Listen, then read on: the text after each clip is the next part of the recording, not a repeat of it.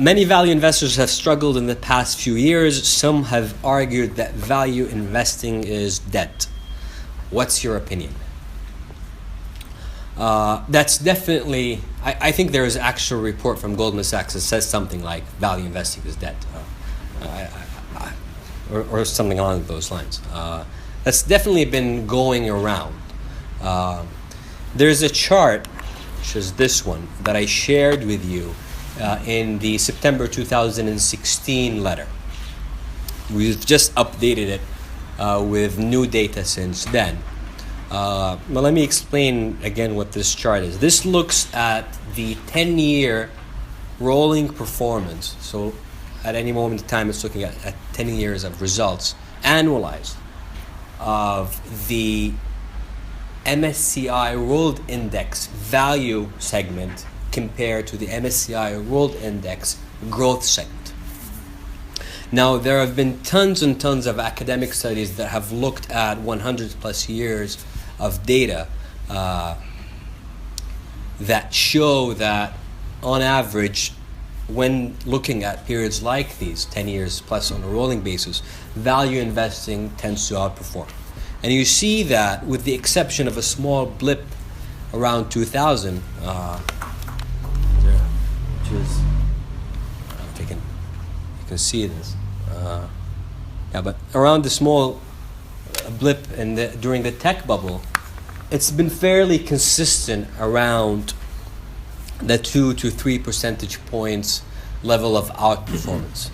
And then the financial crisis happened, and we see value investing coming out, especially post 2010, massively underperform.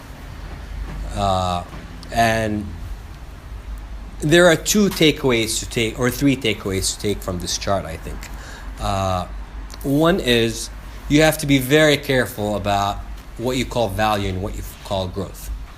And so some of the things that we own in the portfolio are very traditional, what someone would call value names. But then we own Alphabet, for example, and we've owned Visa and MasterCard.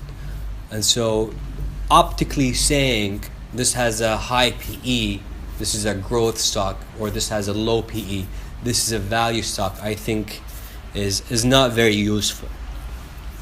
The other thing to take out of this is it may not be a coincidence, and I think in the same letter I shared some data on the correlation between this chart and where 10-year treasury rates are.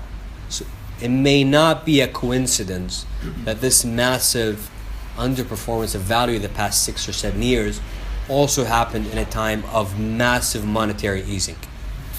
And so, again, ties back to something I said a few minutes ago about cheap access to capital. And the two do seem to have some correlation. The level where it is today, and I think this data is up until end of July, is only slightly above the all-time low set last year. And so I'm inclined to think that this is a chart that will eventually mean revert.